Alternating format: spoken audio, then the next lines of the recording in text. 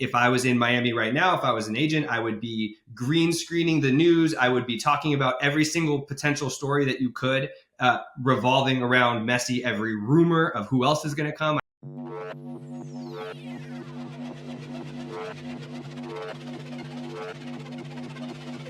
Welcome back to The Walkthrough, where we walk you through this week's trending topics in real estate. I am your co-host, moderator, and captain of BAM, Dan Oneil, and today we have a jam-packed episode for you. Joining me, as always, this guy is content. He is marketing, Mr. Eric Simon, a.k.a. The Broke Agent. Eric, how you doing, buddy? I'm doing fantastic. It is the start of the U.S. Open today. So we got 4 days of incredible golf right here in my backyard in Los Angeles. So Are you going out there? No, I'm not going out there. It's in LA and you're not going? It's Father's Day also. I'm going to go play golf in San Diego with my dad. Nice. There you go. Yeah. U.S. Open. It's also the second day of the hockey season because the Stanley Cup is now over. So for us losers every single year, we look forward to this day because that means that it's a fresh season. Speaking of winners and maybe sometimes losers, I don't know, San Diego Padres. Also joining us, returning guest. We've shown his videos about 22 weeks in a row here on the show. So it's good to actually have him back from sunny San Diego, Mr. Jason Cassidy. Jason, how you doing, buddy? What up, guys? I'm doing great. How are you? I am fantastic. We have a 3-man episode this week. This is a little bit different than what we normally do, but you know what? It's our show, so we can do whatever we want. Yeah, you know what? We decided, we were like, Cassidy brings so much value that we don't need another guest interrupting Cassidy. We don't need someone chirping in, chiming in. Also, we have good rapport together, all three of us. And also, by the way, it's hard as hell to get 2 agents every single week on the show. It's true. I mean, think about a real estate agent's schedule, trying to get them and then send them the topics the night of. It's a huge, enormous pain in the ass, but we are glad to have Cassidy, the co-founder of the best referral network on the face of the earth. There will be a link down in the description for that also, and to see if your city is available, because it probably isn't at this point, but take a look. There's a few good ones left, though. There's a few good ones left, so inquire within. Yes. We look forward to the fantasy football season in Refer. All right, today we are talking Messi to Miami and how we would leverage that to potential buyers and sellers, marketing of the week, Google ads, and much, much more. If you're watching, make sure to smash that like and subscribe button. We appreciate everyone who tunes in each and every single week. We are crushing this every single week for you guys. So hopefully you're getting value from it. Hopefully you're having fun with us because we know that we are. All right. Topic number 1, Messi's move to Miami, a game changer for the real estate industry. Last week, Messi announced his decision to play for Inter Miami MLS Soccer Club, the one that David Beckham is the co-owner of. Instead of taking a generous, and when I say generous, I mean cha-ching, keep the change, generous offer from Saudi Arabia, reportedly close to $500 million annually. Good on him, because I don't know if I'll do that. It didn't take long for fans to respond to Messi's decision, and within days, Inter Miami's ticket prices rose 1,000%, and its Instagram skyrocketed, going from 1 million followers to over 7 million, making it the most followed U.S. team beyond some of the NBA franchises. Truly insane. That's crazy. With that type of fan theory, there's no doubt that Messi's move is a game changer for not only the Major League Soccer, or MLS, but the Miami real estate industry as well. Messi is expected to bring another boom, very similar to how LeBron joined the Miami Heat in 2010. But because Messi is a global star, his arrival is going to cause an even bigger impact. This will be in the show notes. This is from BAM, The Real Deal, basically everywhere. And then it goes on to kind of quote some of the agents that are down there, what they're dealing with. And South Florida is known to draw in celebrities and athletes for a long time, but I don't think they've ever had, like, this is one of 2, in my opinion, one of the largest athletes in the world, maybe him and Ronaldo. So this is going to have an incredible impact. And Miami's market was already up 8.1% year over year. So this is going to be next level for their market and for agents down there. Jason, if you were an agent in Miami, how would you leverage Messi's move to leverage more business? Great question. I mean, that is a monster move. Messi's the greatest soccer player of all time. I mean, debatably, you could have a couple other people in that conversation, but right now he's the greatest soccer player of our generation, and he chose to come to Miami. I mean, that's money. So from a real estate perspective, I'm not entirely sure that, like, families living in the suburbs are going to see a trickle-down effect of Miami being there, but it just puts Miami on the map more than it already was. You just said it. We had LeBron era there. Miami's already a free agent destination, and now you're putting the greatest soccer player, potentially one of the greatest names in the world, in that city. That's going to be that's good. That is a good thing all around. Now we know that he owns a condo at the Porsche Residences, and now it sounds like he's bought in a couple more, right? So if you're in the luxury space, can't be a bad thing if you've got one of the healthiest contracts in the world now coming into your city. A lot of international attention going to be coming into Miami, choosing Miami as their favorite team. So they're going to want to buy a place so they can come watch Messi play for a couple games a year. Rich Spain, Italy, France money that people want to come see Messi. And then that will have a little bit of an impact on the luxury market, right? More buyers coming in, I think. Overall, it's a huge, huge win. I think if I was in Miami right now, if I was an agent, I would be green screening the news. I would be talking about every single potential story that you could, revolving around Messi, every rumor of who else is going to come. I saw that Luis Suarez might join Messi, another former Barcelona teammate. I would be green screening and become the digital mayor of anything having to do with Messi right now, because that is the hottest topic in sports and potentially Miami real estate right now. And the luxury. So he also bought the most insane home I think I've ever seen in my entire life. I saw it yesterday on TikTok. On top of that too, you got to think the Heat were just in the NBA Finals. The Panthers, in Fort Lauderdale, which is only a 30-minute drive, just made the Stanley Cup. So it's a really good time to be in South Florida. Eric, how would you leverage this, and what are some things that maybe you would do as the content genius that you are? Yeah, I'd be trying to reach out to Argentinians, Europeans, people interested in soccer, letting them know that you have these high-end condos available for purchase that you can rent out or Airbnb. Maybe they move in for the soccer season, move out, and then rent it out. But I just think these athletes moving to these cities and moving away from cities too, keep in mind, when LeBron left Cleveland, that destroyed their downtown economy. I think I read an article that said they lost $50 million a year in downtown businesses when LeBron left Cleveland. Then when he came back, everything spiked up again. So that's just crazy how much power these athletes and these sports franchises do for these real estate economies. Same thing with Tucson. If U of A football sucks, if U of A basketball sucks, people just don't care about Tucson. The success of the team has so much to do with the economy and everything around it. And I think too, Messi, we can't even really comprehend because we're not really football fans or soccer fans. This guy is a global athlete. They went from 1 million followers to 7 million overnight, which is more than most of our American teams combined, right? Just that alone. I mean, the fact that the ticket sales went up 1,000%.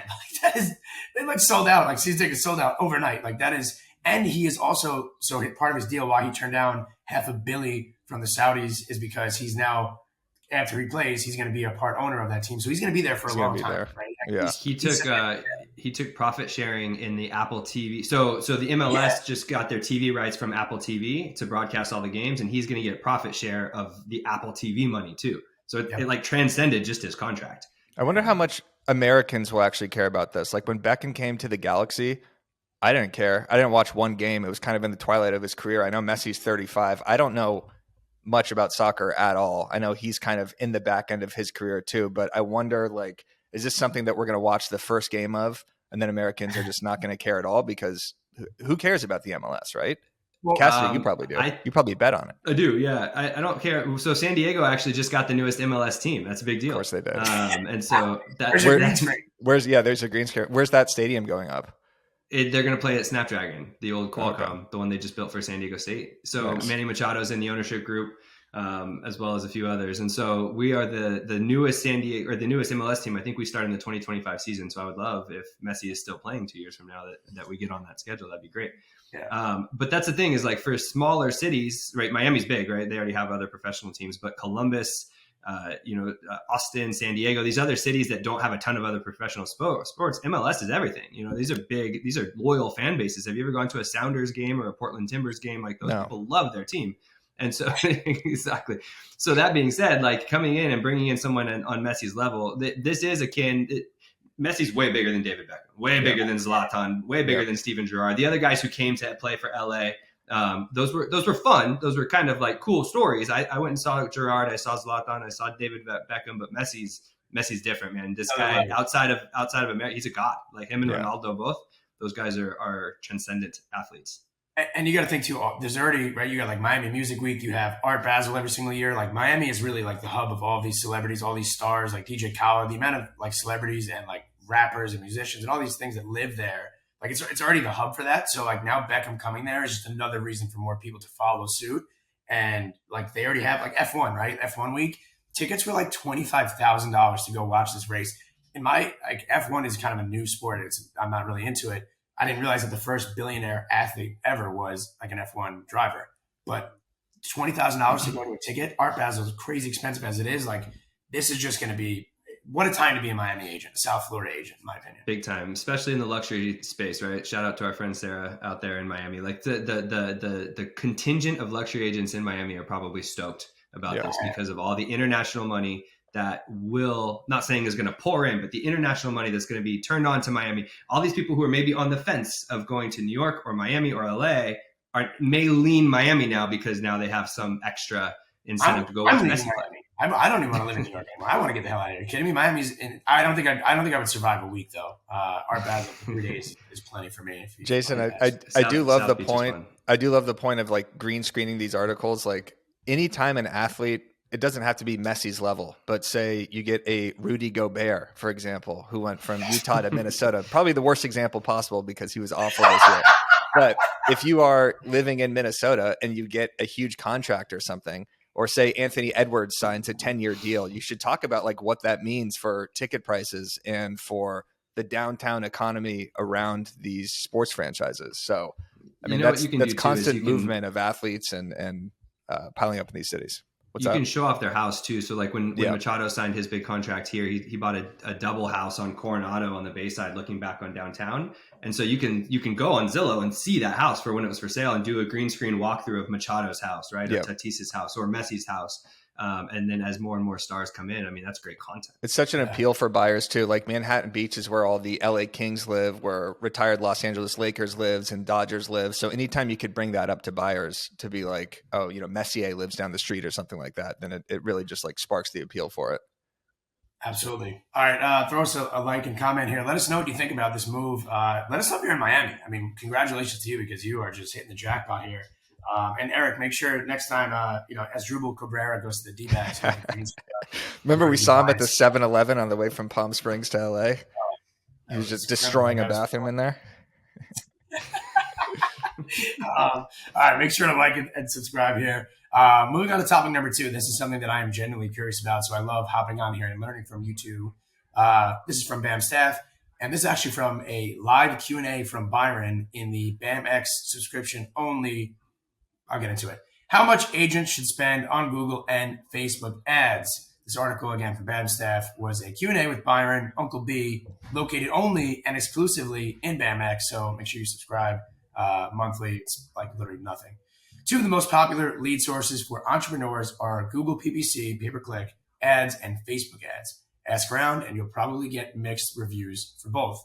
But if you're using these to generate real estate leads, you need to quantify exactly what they're doing for your business before you can adjust your ad spend to get the most bang for your buck. Last week, as I mentioned, BAM co-founder went on the invitation-only BAMX Facebook group with all the members, did a Q&A, and Sean King, shout out to Sean, asked the question, how much do you recommend spending on Google and Facebook ads right now? The answer can be summed up from Byron in 4 answers. Number 1 is to get clarity on your conversion rate, so know your ROI. Number 2 is pay attention and track important details. Number 3, identify the underperformers. And number 4, hold your lead sources accountable.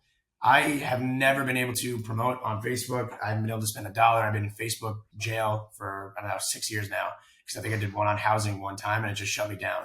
I also am horrible with PPC and on Google. I don't know. I spent $500 a month. I don't think I get a single lead, just being completely honest. So I would like to learn from you guys, and maybe Jason, you could start this off. How are you using Google ads, YouTube ads, Facebook, right? And how much are you really spending on it? Good question. So When I was earlier in my career, I would say I would always use the 25% of my GCI marker for advertising and marketing. And that was high. Like I think a lot of people will suggest somewhere between 10 and 20%, right, of your GCI. So if you do 100,000 in GCI, you're going to spend about 25 grand a year in your marketing to reinvest into your business to get that back, right? Mm-hmm. So now of that 25 grand a year, that's what, just over $2 grand a month. Let's just say $2 grand a month. You're going to split that up over 4 or 5 different lead sources. And you may choose geographic farming or Zillow leads or social media leads. And then so you'll have, in that case, if you split across those 3, you'd have about $600 a month ish to play with on social leads. And you're going to want to play with Facebook lead ads versus Google pay-per-click, see what converts better for you. I prefer Google pay-per-click. That is a search-based lead where someone went in and typed in San Diego real estate, some keywords, versus Facebook lead ads, which are much cheaper, but nobody went on Facebook to go look for a real estate agent. Your ad just caught them. So they're way further down the funnel or like way further away from buying than a Google pay-per-click ad.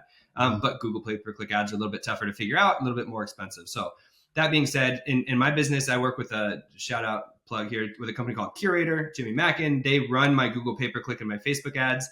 So they oversee that. Once you get to a certain point, you can hire an agency to run them for you because it does take a lot of time to learn how to run these ads. That being said, every agent listening should probably do this right now. You can go into your CRM and just export your entire CRM, right? I have a CRM with about 5,000 or 6,000 names in there.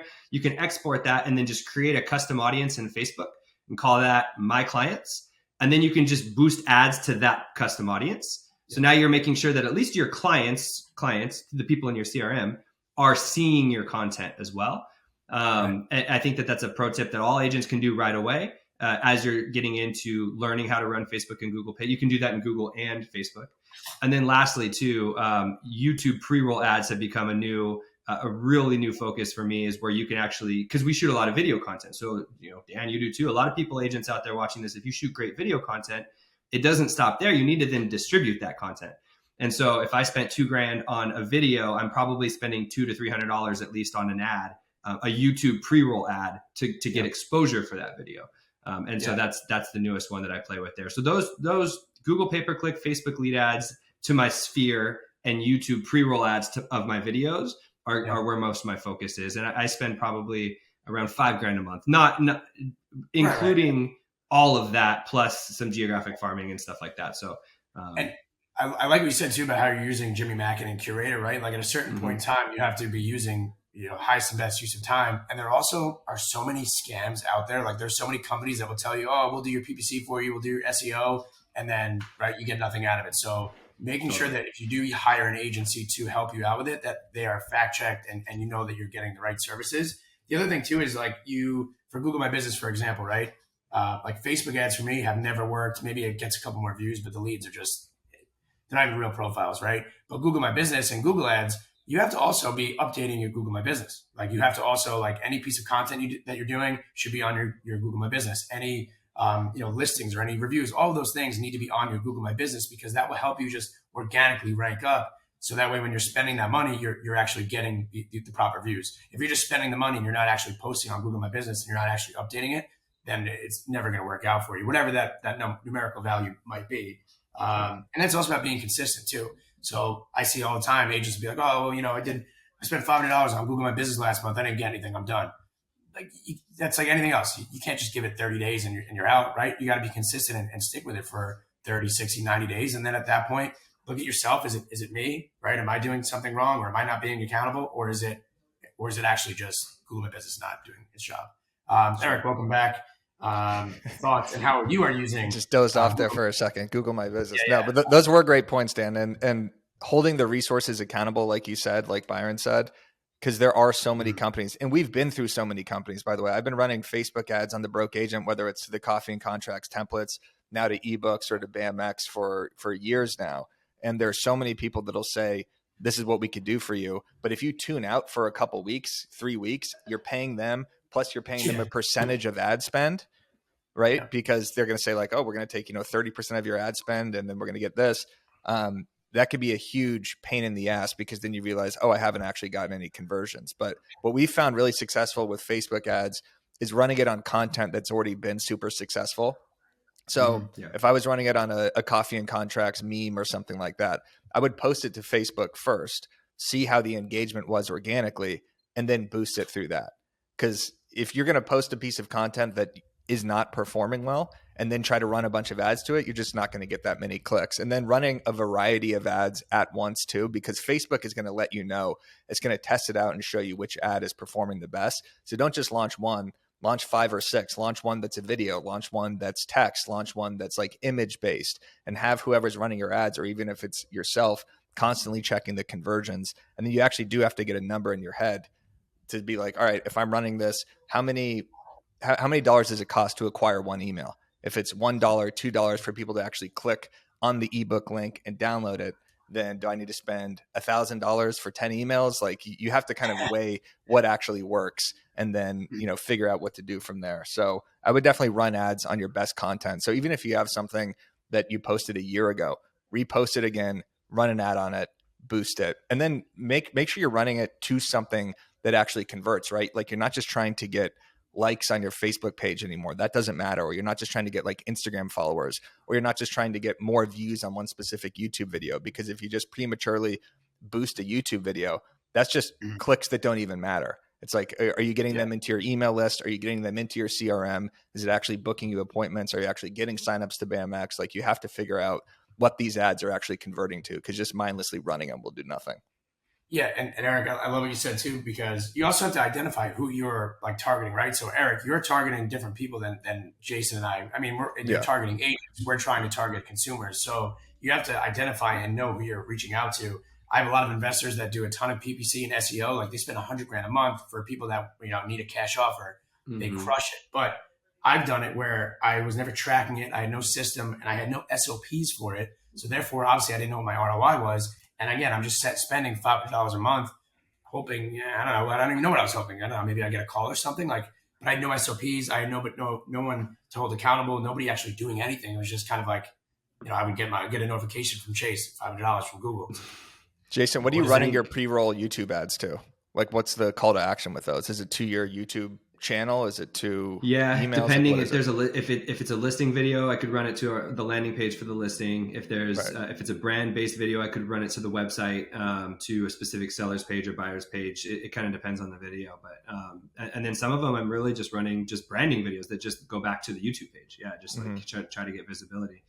One thing I would recommend to not. Oh, go ahead. One thing I would recommend to not do is, when we first started BAM, we were like, we want our YouTube numbers up, right? Like, we want to get thousands of views on all these videos. So we ran a couple pre-rolls on all of our podcasts, like including Between Two Lockboxes, Walkthrough, and someone just had like 8,000 views, but we're not converting subscribers from that. And those views were completely meaningless. So we had no like call to action. It wasn't subscribe to the channel. It wasn't, join the email list. It wasn't join BAMX. So it was just like artificially inflating numbers. And we only did that for a couple of weeks. We were just trying to figure out what to do. So I do not recommend doing that to just be like, oh, I got 50,000 views on one video. Well, and so the other thing too, and maybe like last point, is I see a lot of agents do this as well. When they're sharing out their listings, or when they're, even spending money on Google, Facebook ads, they don't have their own website. Like, they're like sharing out a listing through Zillow. So now you're having people click on a Zillow link. You're never going to get their information, right? If you're going to be doing that, make sure that go spend money on GoDaddy. Go have somebody design a website for you. So now you're linking in that website. So when people type in their information, you're getting their information. You're capturing it. I actually learned that from Byron, because I kept sharing out my listings with a Zillow link. He's like, "You're an idiot, dude." He's like, "Everyone's just clicking on Zillow. Like, you're not even capturing these people." And I was like, "Oh, you're right." Classic. I have to preface this: the entire segment of online lead spend is that there's nothing worse than wasting money on online leads, and you can spend thousands and tens of thousands of dollars really fast for no return if you don't have a system. Like you said SOPs, but like, you don't have some sort of system in place to contact those leads and follow up with them for forever, right? Lifetime nurture. Because sometimes, especially with Facebook, but even Google pay-per-click, those people might be 6 or 9 or 12 months out.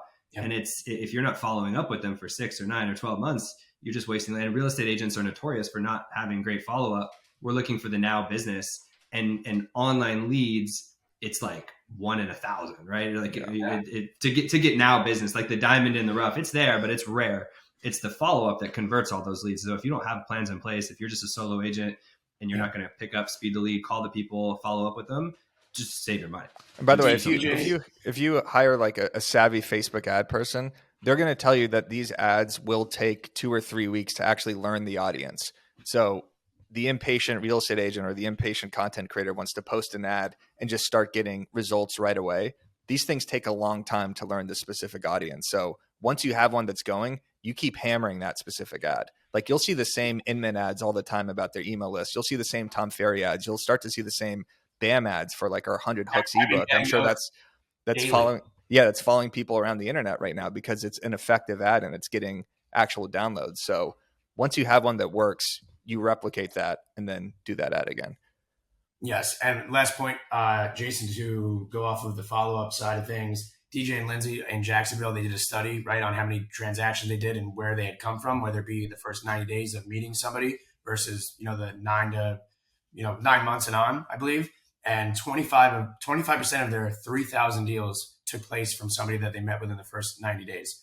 The other 75% of their 3,000 deals came from a 6-month or on period. So if you really track their numbers, that is millions of dollars in follow-up. So make sure you're doing that. The ROI is there. And speaking of ROI and not wasting your money, BAMX, Eric. I mean, that's right. Talk about layup. I mean, this thing is a cup of coffee a month to get the best real estate courses and content in the game. You got a green screen course that I just released that teaches you all of the steps to record the green screen that Cassie was just talking about. You got Lionel Messi moving to Miami. You take this green screen course, you post that, you're going to get Colombians and Argentinians and Europeans flooding your inbox to buy your condo. So you got to join BAMX. There's a link down in the description below. Use code WALKTHROUGH for 10% off. Yes, let's go. What an ad read. What a layup, too. And by the way, I think it's maybe it is Lionel Messi. I don't know. Messi, whatever. Yeah. Whatever. Anyway, make sure you go subscribe. BAMX is honestly the best investment. The Facebook group, the community, the live call yesterday. I'm getting a ton of value. So is my team. I've been spending $3.99 on Inman every month. Canceled. Actually, I'm not canceling it because I need it for the show. We need it. Yeah. Got to source some of it. So this next segment, by the way, this might reintroduce the TikTok dances. Our TikTok dances back. We've been hammering back to basics, cold calling, door knocking, repeating Byron and Tom Toole's talking points, talk about rates and inventory levels, hit the phones. I'm sick of it. I'm going back to TikTok dances because I just saw this video from Grandma Nat and it is unbelievable. So Haley, if you can play this, this is going completely viral on TikTok. She's accumulating millions of views on TikTok from these dances, but she goes about it in a different way.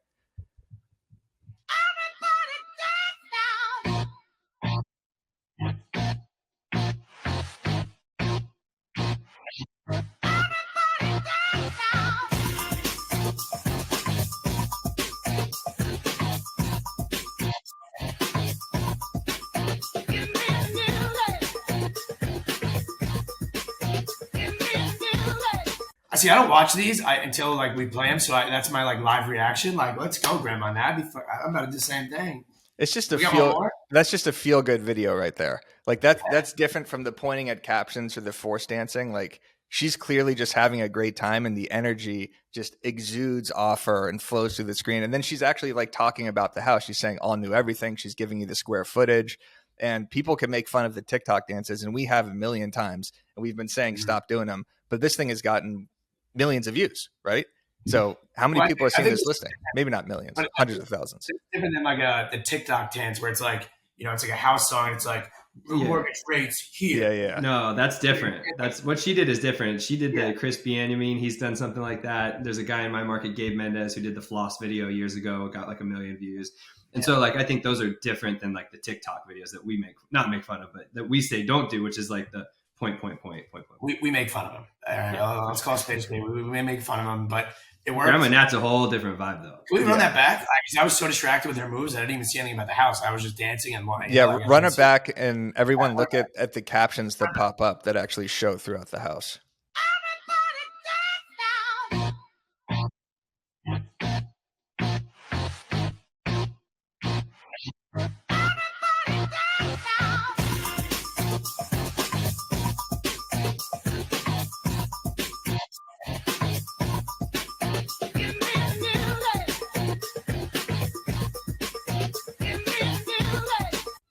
That last move is psychotic. She looks like a zombie that's just, getting the disease. Electric right Factory. But, Why are you calling her Grandma Nat? Is that her name?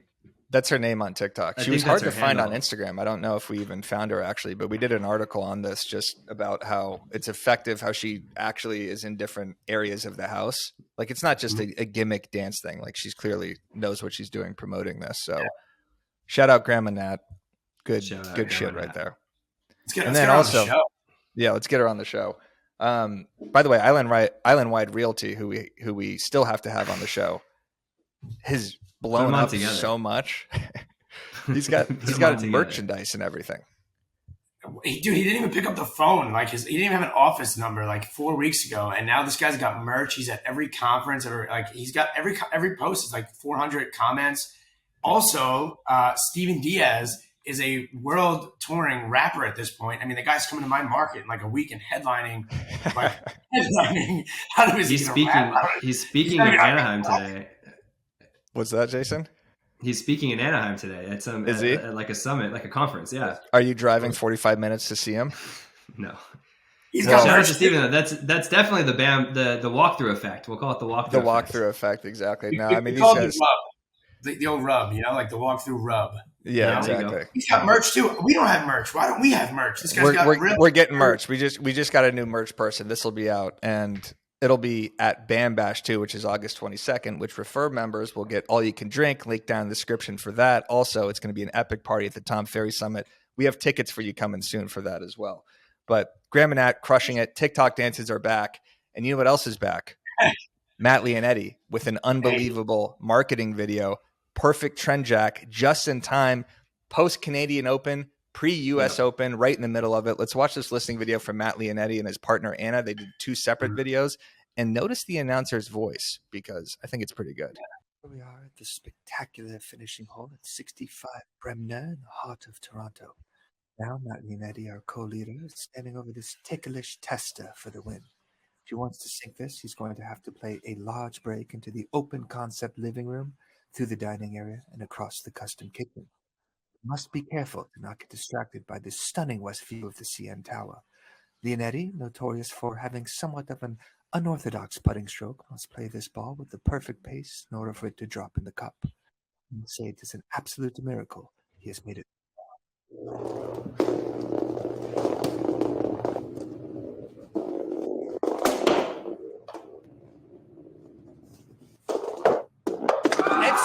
I have never seen anything so magnificent in my life.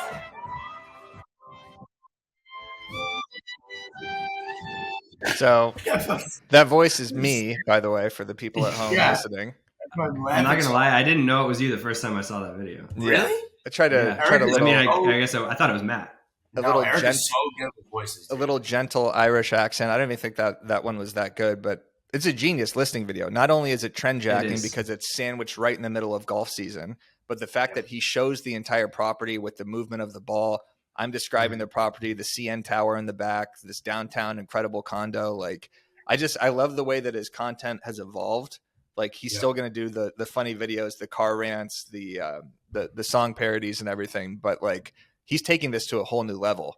Like that's just, it's such a clever way to show the house with still being funny. And then his partner Anna posted another video that's the like same sort of concept, like ball moving around with Matt doing the voiceover for that. So I thought that's a really good idea too. Instead of doing like a collab post together, which is the same video, if you have a co-listing agent, do the same sort of video, slightly different styles, and then post them to both Instagrams.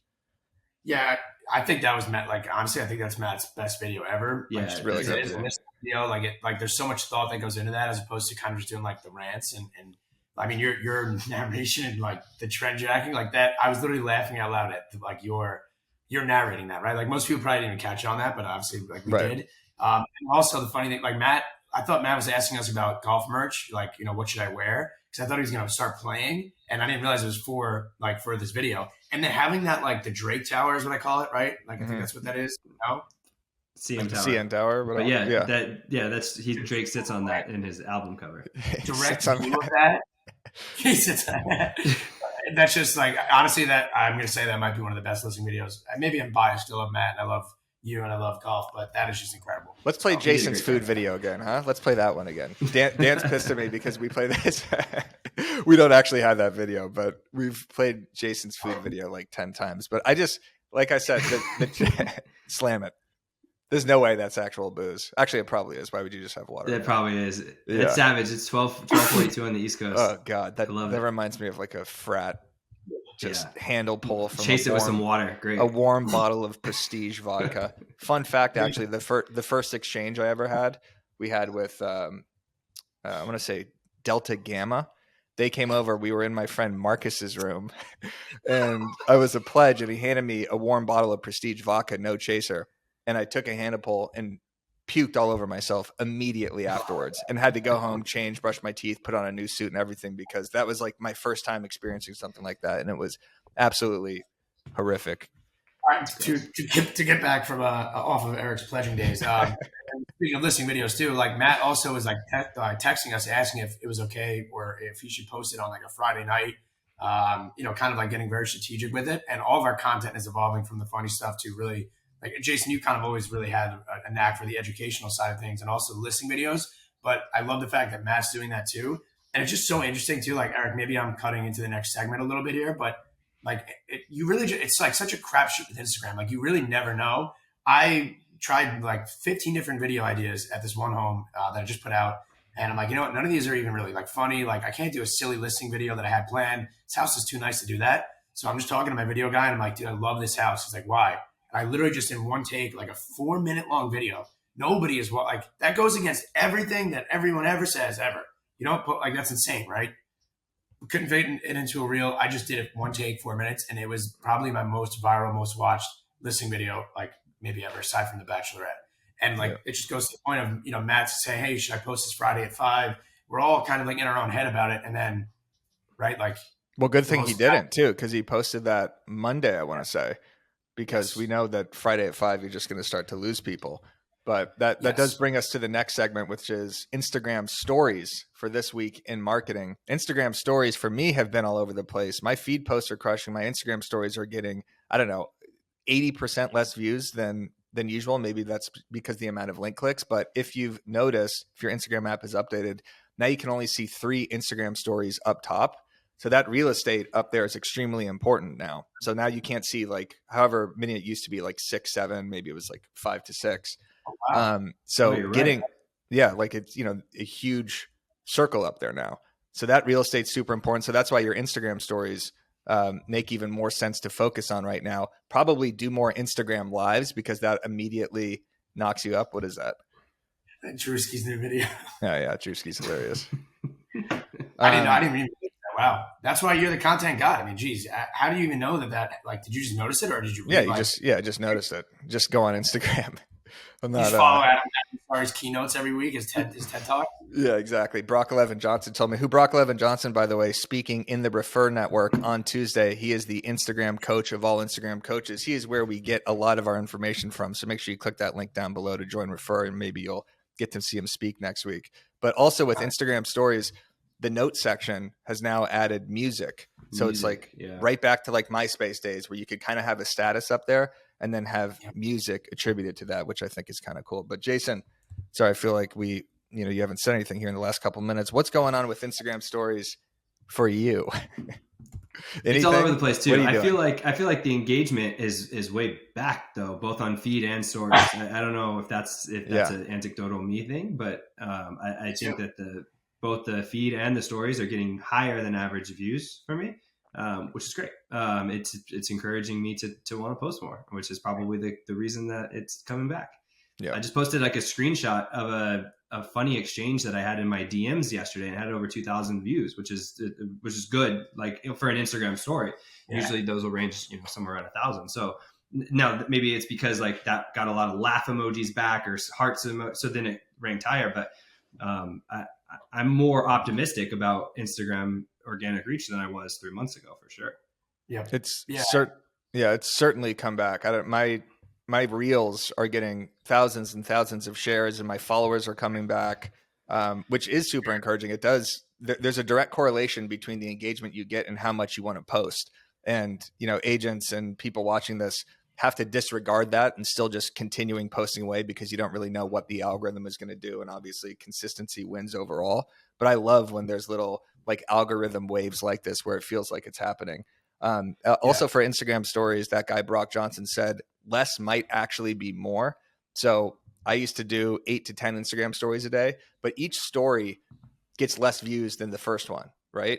So every time you keep adding a story or a reshare or a link, Instagram is testing to see if people are engaging with those. And if they're not, they're going to be less likely to even see your first one. So if you have a great story that you really want to draw attention to, or you're publishing a link, I'm not even going to say you should sandwich it between 2 engaging stories anymore. Just post that one. Just give people one option of something to do.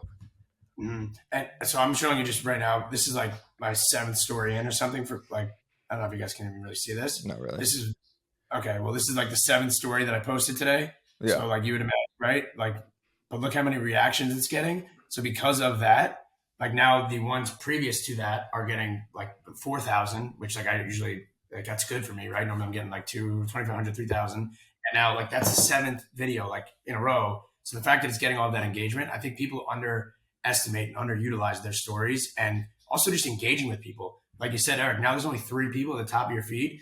The 3 people that were at the top of mine, like I'm DMing all the time, you know, like I'm in direct communication with them, like you pop up. So I think answering your DMs, being, you maybe being the one to reach out to people, comment on people's videos.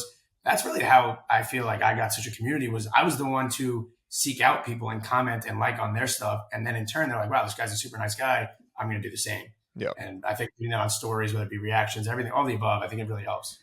This is a situation, I think, where if you've been watching this show and every other show we've talked about and every other podcast we've promoted for the last 3 years and done everything that we've told you, right? DM'd all your followers, said hi, engaged in the comments, commented back to everybody, you've probably built up some sort of a community by now and you're starting to reap these benefits as they settle in. If you're going to try to start now, you're just way behind the 8 ball. But if you've been listening to all the tips that Eric gives out and we give out on these shows and stuff like that, you're set up for success right now for this new algorithm change because you'll have created these communities.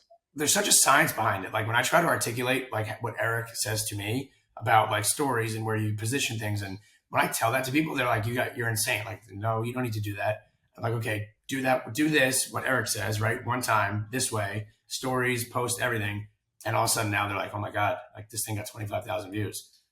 Yeah. I mean, we talk about it all the time internally. So we think that everyone already knows all this stuff and is thinking this stuff. And if they have been listening, then they're probably trained to actually start doing it. But like Jason, we just spoke and at the Keller Williams event in Fort Worth, and we had people going up to us like who have never heard some of this stuff before.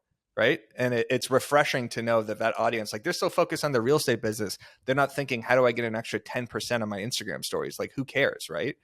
But it is helpful the more we talk about this stuff, I think. Well, Dustin just put out a really good post. I think it was on BAM. I think it was a blog as well about how content and making videos actually is prospecting. And you need to kind of shift your focus in your mindset, even if it's 5 or 10 hours a week, to making content, because that is the same thing as it's another way of prospecting. Yeah, and sure. Everybody that I've ever talked to that is doing content, that is actually selling real estate, not the fake things, the videos, right? Right. That are actually selling real estate, they know that content, they're aware that content is a part of their prospecting, right? So as you have Gen Z and millennials buying houses and selling houses now, like, do you know how psychotic it is to walk up to someone's door and knock on their door and just talk to them face to face? Like in the next 10 or 15 years, that will become completely obsolete. And that was the way that everybody made money for the last 15 and 30 years. And so now it's you're gonna get to people through social media, through content creation and stuff like that. This shift happened probably 5 or 10 years ago. It's happening right now, and will be the only way to do business probably in 5 or 10 more years. If it's not an Amazon package and I look out the door and it's just some random dude or random woman, I would be freaked out. You know, like it's especially in Los Angeles. Like I don't know if it's the post COVID or what, but if someone's just standing at your door, especially with like a expired listing presentation, I would not open that door. I mean, listen, if you're limping down the streets and I see you coming down on my Ring camera, I'm shutting my lights off and pretending like I'm not home. Yeah. But we just invested a bunch of money in like legitimate team custom scooters, because the team is loving door knocking right now. So to incentivize them, and so these custom little limes, right, or birds, I guess they are, they are actually, people like find it funny. They want to ride them. These things are like 20 miles an hour. So it's increasing more conversations aside from just walking up like a solar salesman. And like people are like, where did you get that scooter? They're riding it. Kids are riding it. Like, so because of that little investment, it was like $2,000 for 4 of them. That's increased our conversations. And now people are more likely to actually answer the door instead of like kind of run, hide, and like, So, by the way, Bird scooters. I don't know if you had these out in Long Island, San Diego. I'm sure they had them. Did you have those, Jason? We had them. They got kicked out. They got taken out. Yeah. So there was like 4 years ago, there was a huge scooter craze. There was Bird scooters. There was Uber scooters. There was Lime. There was these other ones that you could sit on. They were everywhere. Like when they first came out, it was awesome to like, you could pull up the app and go find them. It'd be like finding like a Pokemon or something in Pokemon Go. And then you could ride it around. You're like, this is so novel. This is epic. And then they were everywhere. Where like, I would literally wake up and there'd be like 6 Bird scooters, like at the foot of my bed, and like sometimes they had like flat wheels. The brakes didn't work. They were choppy. They kept coming out with new ones. People were crashing, cracking their heads open. Riding them drunk from the bar. Yeah, exactly.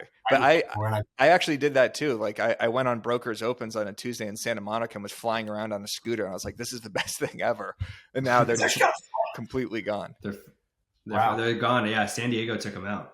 Yeah, they're fun. It's increasing conversation. So I mean, hey, listen, there's a little tip for everybody. Buy a scooter for your team. Yeah. All right. Any final thoughts here, boys? This is a 3-man episode. Get your subscription to BAMX. Get in the Refer Network if you haven't already, because you're missing out. Any final thoughts, gentlemen? Looking forward to the Bam Bash, August 22nd. TBD. Bam Bash, August details, 22nd. Information coming soon, but you better be going to that TF event. And also, TikTok dances are back. Back to basics, no more. See ya next week.